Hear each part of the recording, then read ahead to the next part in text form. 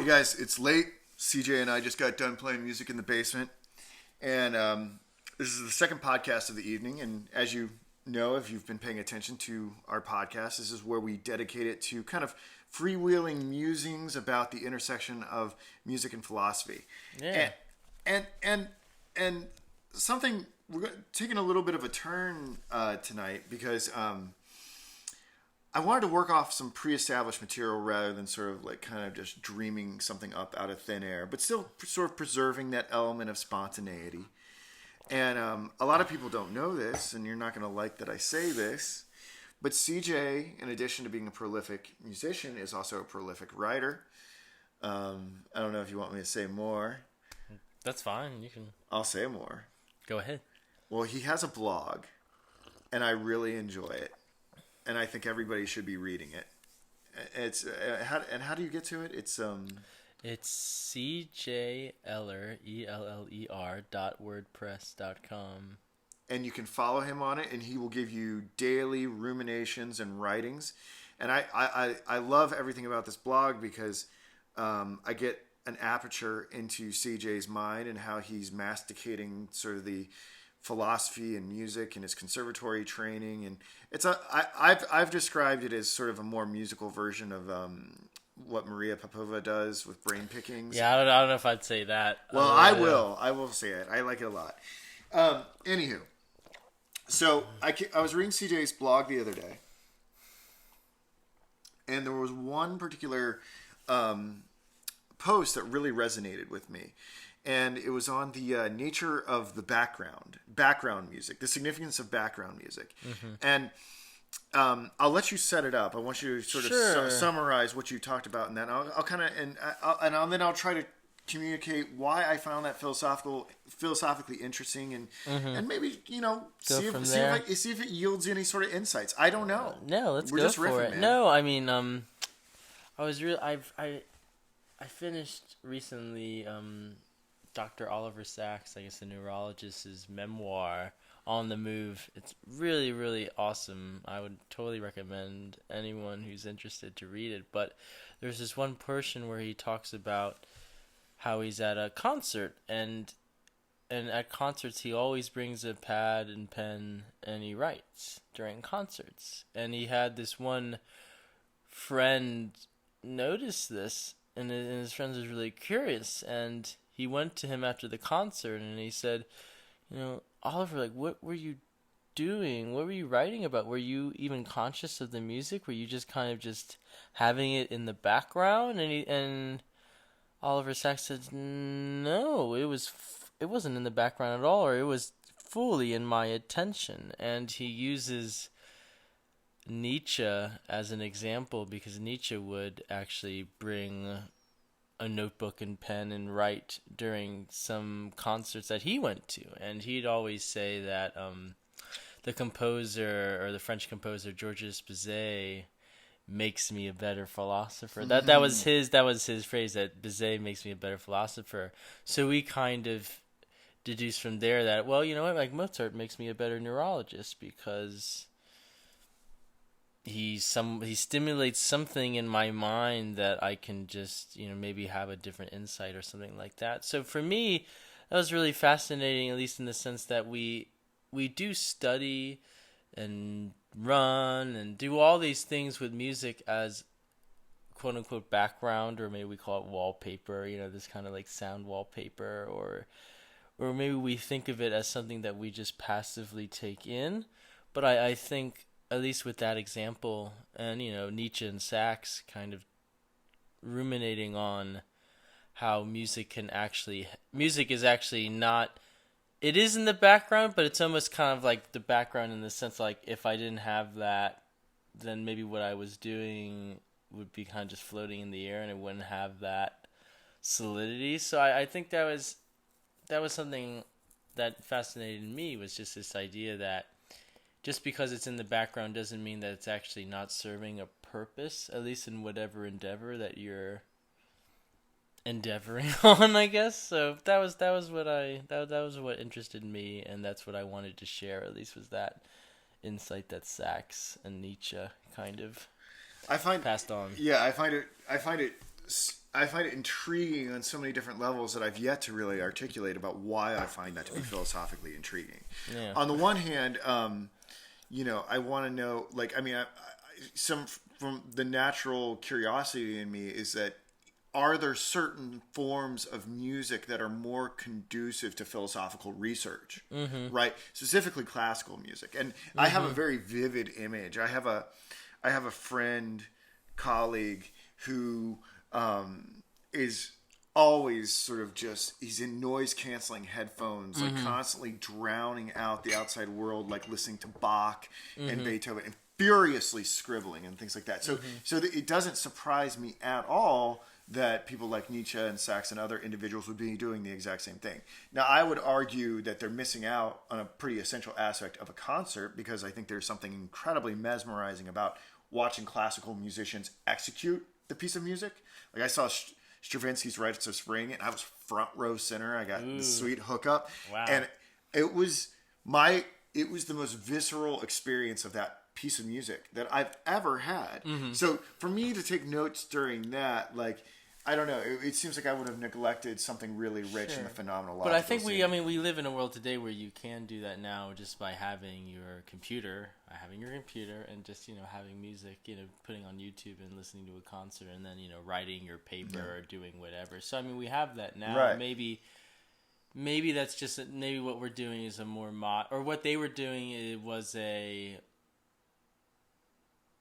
not saying outdated, but was just something that we do now, that what they did then was what we do now. Yeah. Where it's just like, it's not saying that a live concert's like YouTube, but it's almost like a different, it's weird because it's not really, it's active listening, but it's passive listening. It's like somewhere in the middle. It's like this strange kind of like, I am listening to it, but I'm also just writing down things. That's where I think this is very interesting, is that it kind of takes both those sort of things, a passive reception of the music and then an active reception of it, and it kind of melds the two together. Yeah. Well, I think that that's really important. I think so. Going back to what I think is the really, aside from sort of the cognitive thing, what is sort of philosophically interesting, and maybe we can't really eradicate this distinction between cognitive psychology and philosophy, is that I would ask you, what your experience is with this, because I'll tell you this: when I do philosophical work, I can listen to classical, but there are certain forms of classical that I may not. There are certain moments where I cannot listen to that classical music. I think of things that are particularly energizing or invigorating, or maybe like stabby or something like that could be potentially distracting. I can listen to ambient music.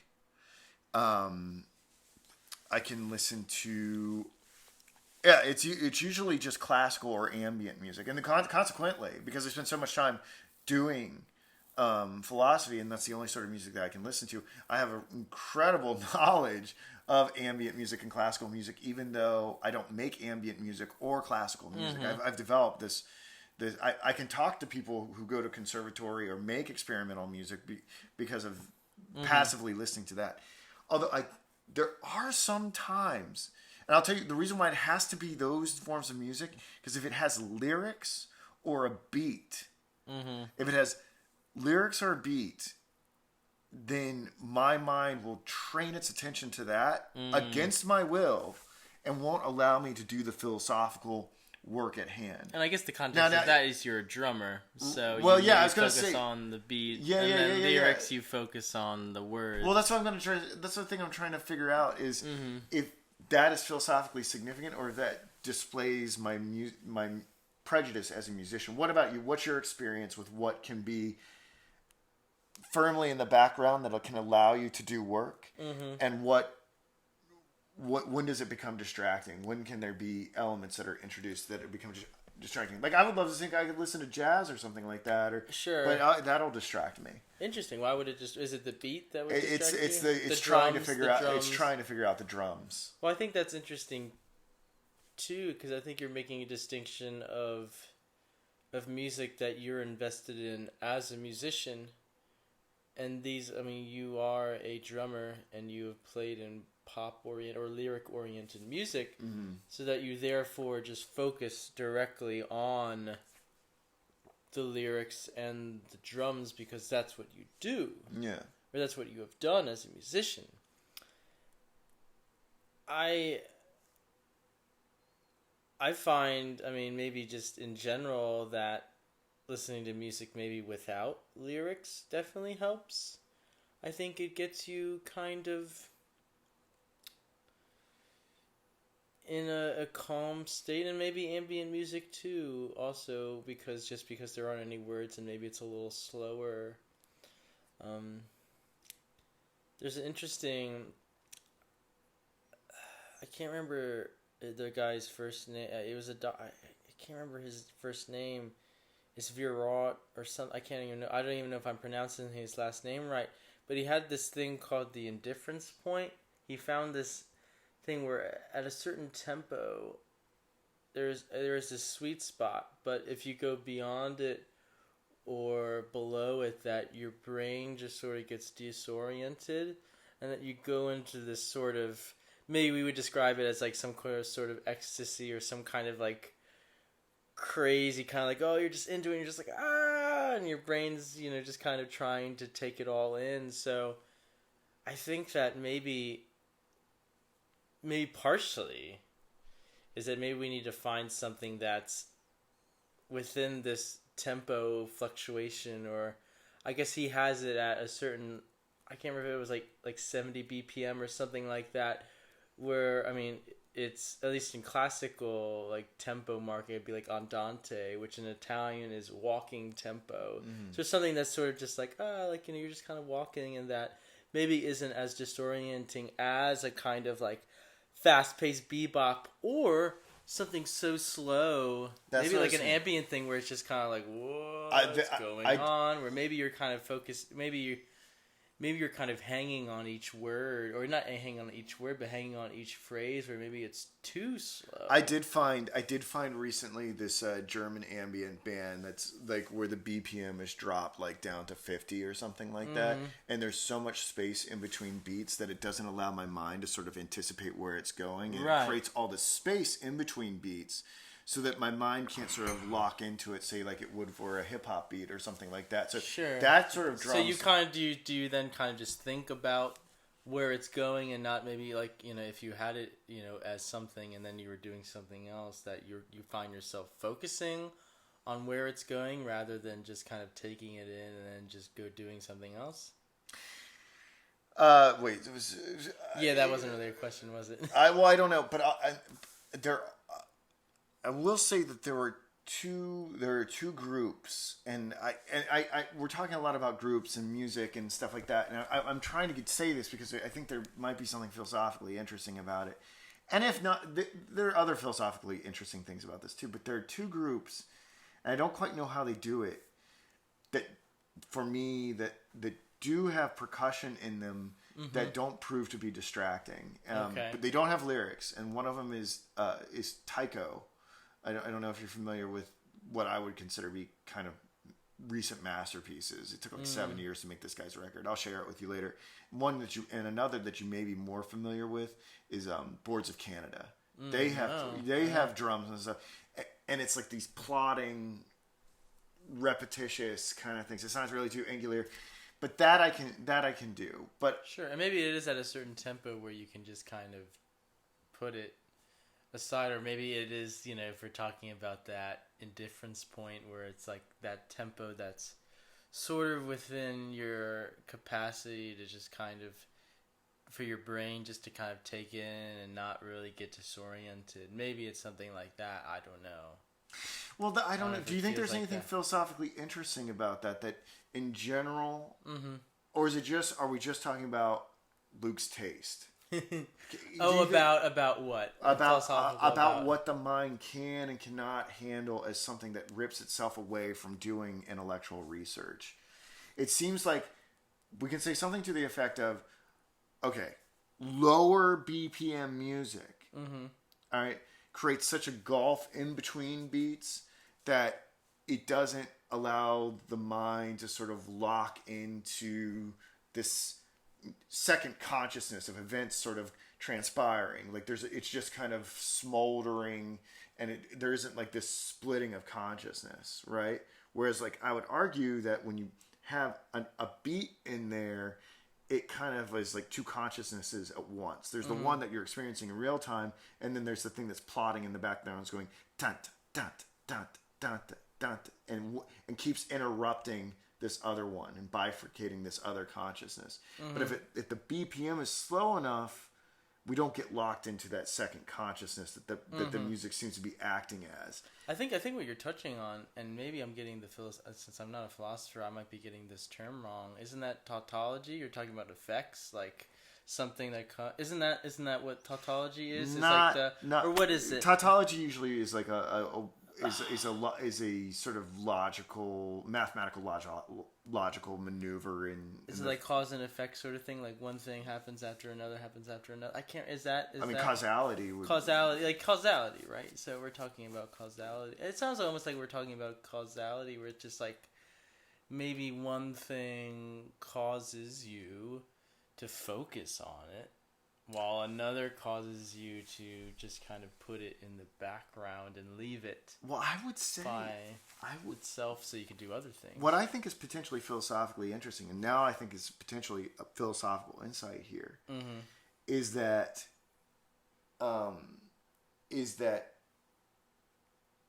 this might make the case for the radical subjectivity of time, in the fact that time doesn't sort of exist in a particular place.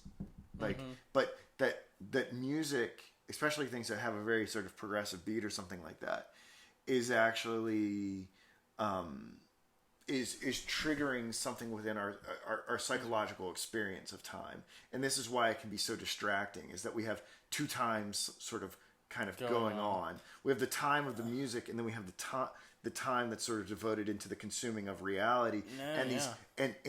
And time, this psychological sort of I don't want to say projection, but like carving up of the world is being scrambled because it's being demanded to be employed in one sense with the music, and then being demanded to being employed in another sense in regards to the task at hand.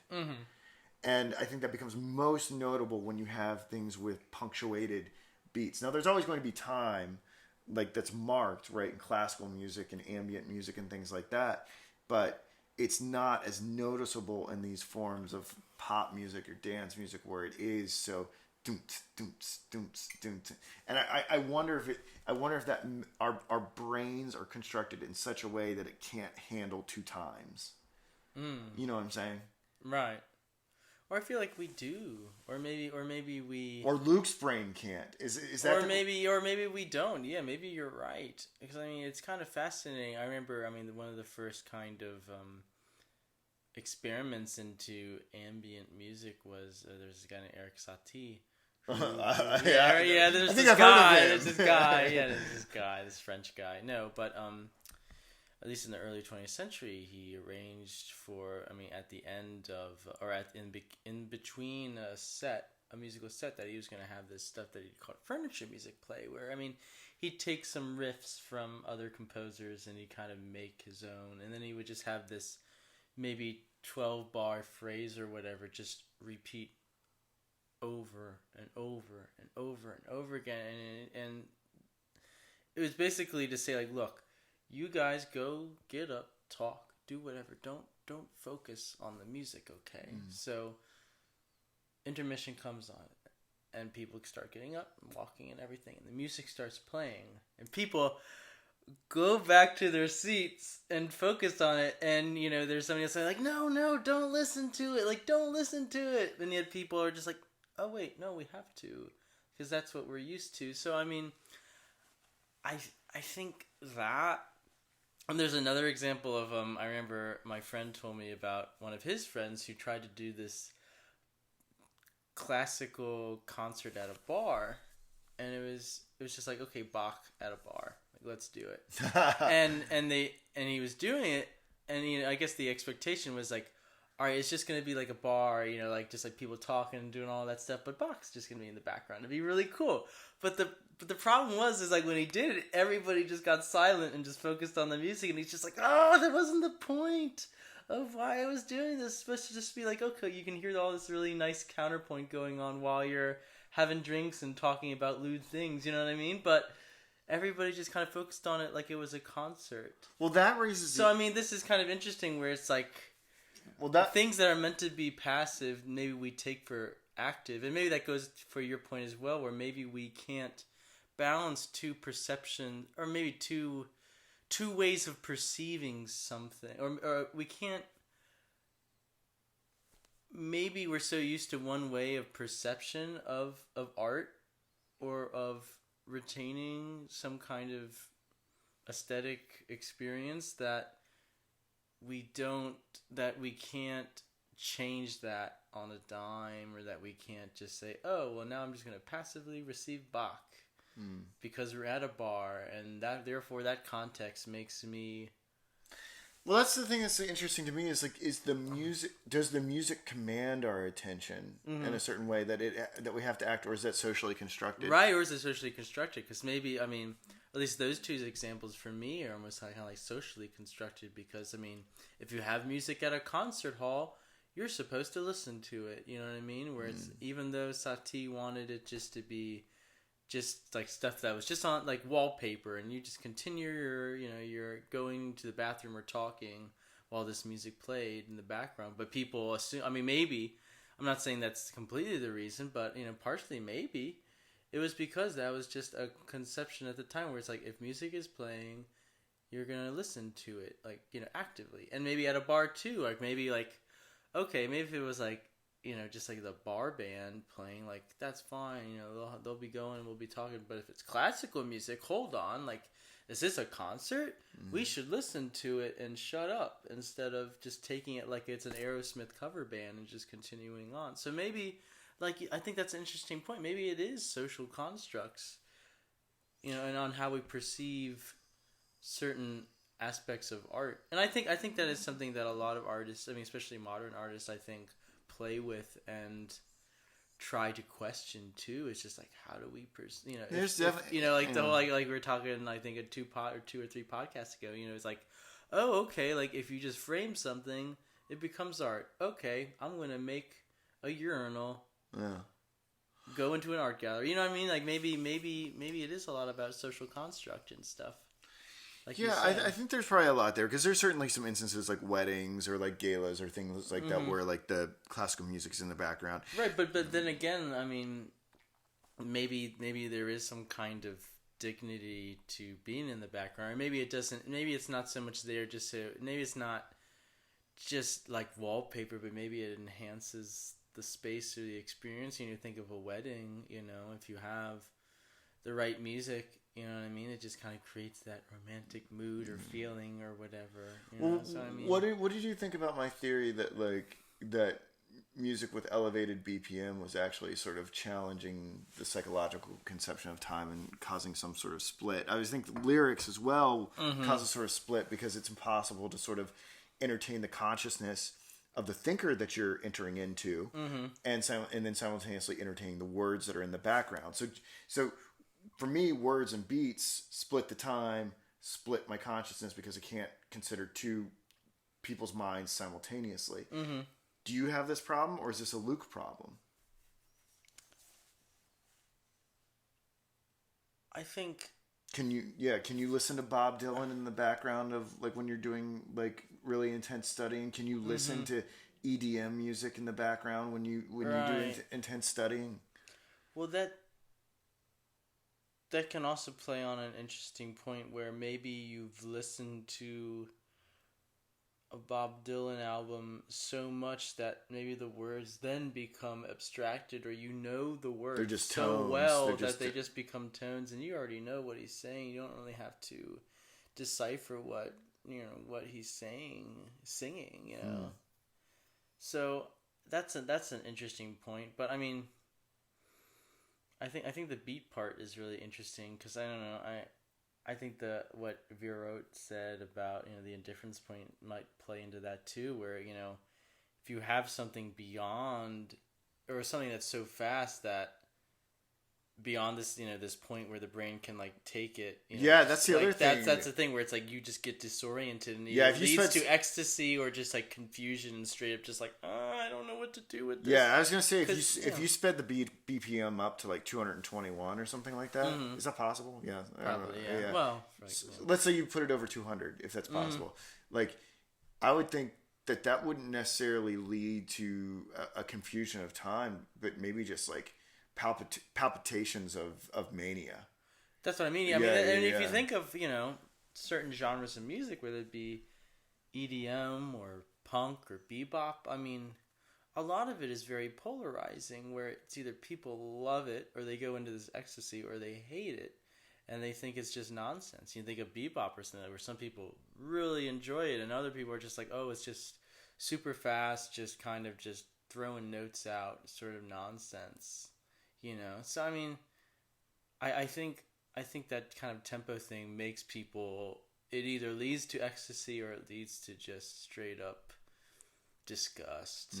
And maybe having those two polar reactions might not make it so that you can just have it in the background or have it as something that you just can leave on there while you do your work. But granted, this is also another interesting point, is that then you take maybe physical activities like working out or going on a run, where maybe these kind of musics can actually stimulate Enhance, some kind of well, that's physical. Well, that was going to be the next question I asked. Is that the thing is, it seems like to me. So we've talked about like why certain forms of music might be distracting. What we haven't talked about is why some forms of music actually might be generative, right? So that like Nietzsche was actually scribbling furiously during the performances. Sax is scribbling furiously. My friend who is in the headphones listening to Bach is scribbling furiously. What I'd like to know now is the positive contribution to music. It seems like to me, ambient music is maybe neutral in regards to generation. I'm not really sure ambient music generates a lot of profound thoughts. I think what it does is probably have like a clearing effect if we're anxious people or something, or if we have like kind of like a hive kind of like frenetic mind. I could see it sort of lowering, kind of putting us at ease so that we can then contemplate truth. That's a very interesting point, because I know, at least, I mean... Or do you disagree? Oh, no, I agree. I think a really cool example of this is, some say The Godfather, or, one of the pioneers of ambient. He's like Brian Eno's music for airports, where he had this observation that the music that they were playing in airports was just this pop garbage that didn't really take in the gravity of what it means to be at an airport and being about to board a plane, leaving someone that you love behind. Yeah, all of these different kind of complicated emotions that one would go through when they are going to an airport. So I absolutely love the idea that he scored a life event. Like we score, like we think of. I've always wanted to score a movie.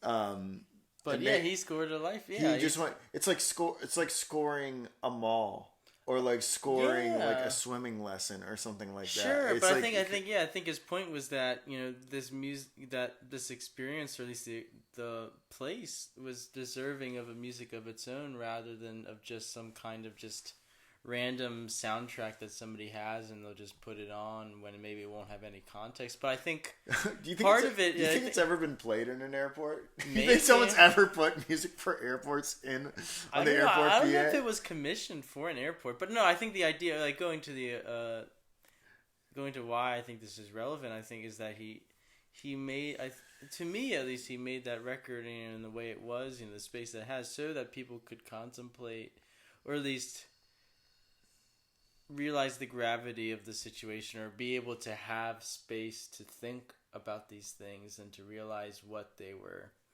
going through when they're at an airport, or at least of of the gravity of the Yeah, experience. definitely. It clears up some space. Yeah. So maybe like you were saying, like ambient music, like using that example, might give somebody headroom or at least headspace to it definitely does clear themselves and maybe not be overtly stimulated, but to kind of have this lax effect where you're not exactly falling asleep, but you're kind of in this, dare I say, tabula rasa sort of state where you just say, oh, you just almost like a positive boredom where you just kind of let your mind just kind of wander in a productive way, and it gives rise to maybe interesting observations and things like that. Most definitely. Well, then the other question is so what is the contribution of classical music to philosophical research? Mm-hmm.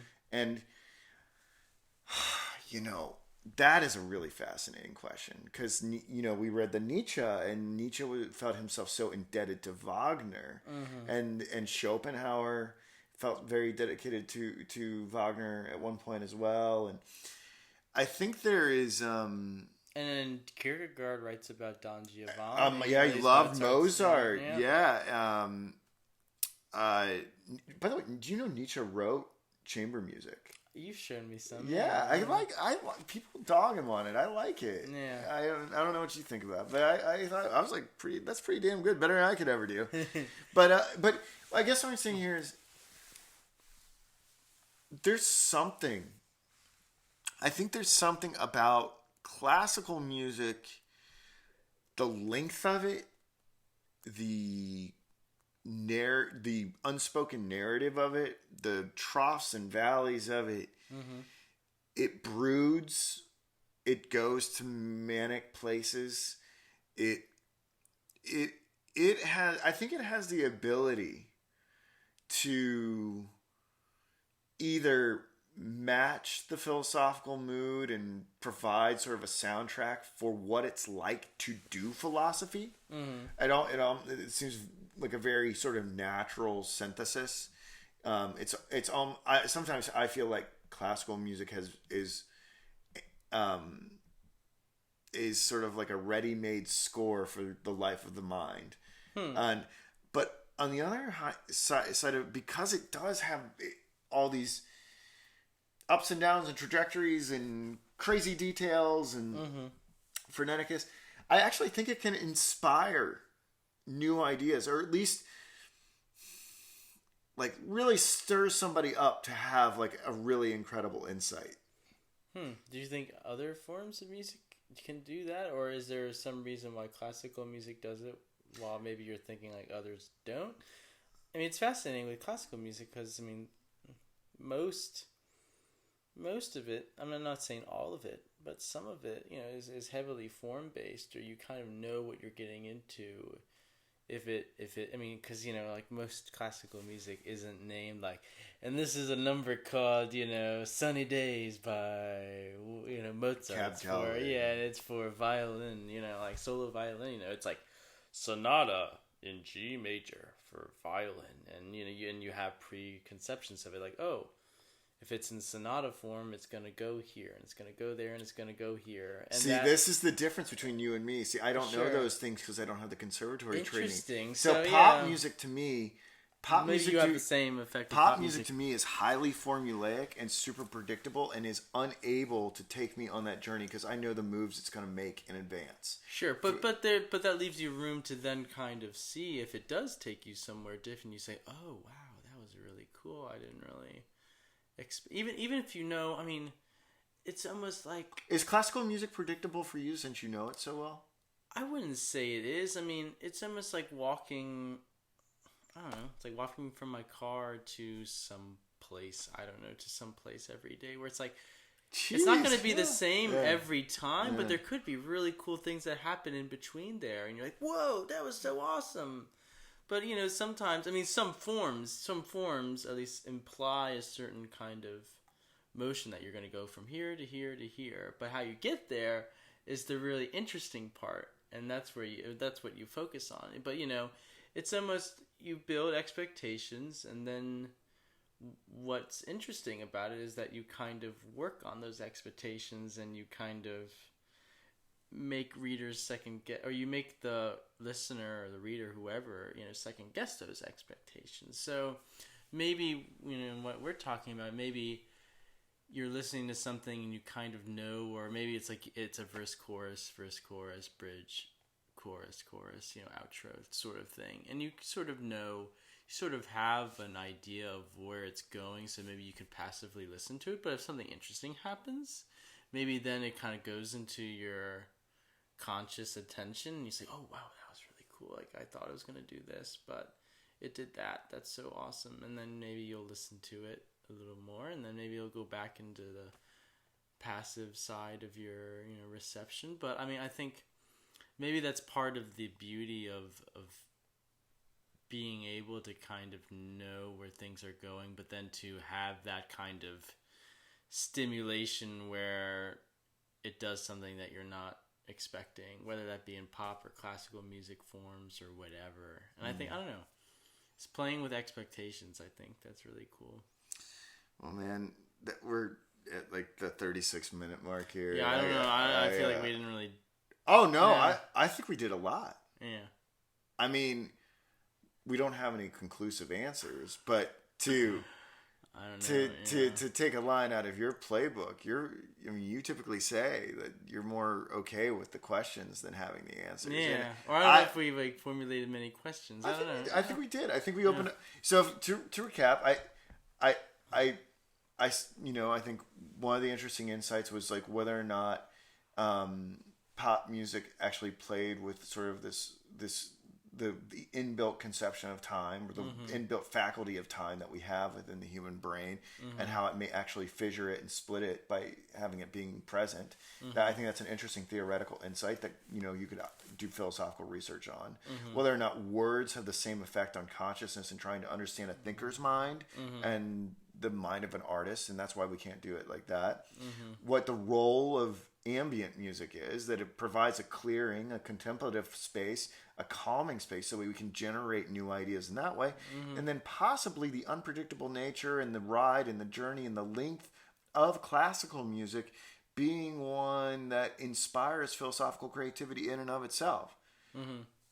That's now, all of these theories may be wrong. Right. But I think it's a very fertile area for research, considering we have no text that prompted it and no prep in advance. I think those are four pretty interesting conjectures that, if someone wanted to, could develop a master's thesis or a dissertation out of. So, cool. World, there's a research idea. I think it was good, man. Yeah. I love your post. I love this podcast. I hope we do more of them like this, where your writing leads to conversations. I personally loved it. Let's do it. Yeah. All right, cool, man. Thanks for listening.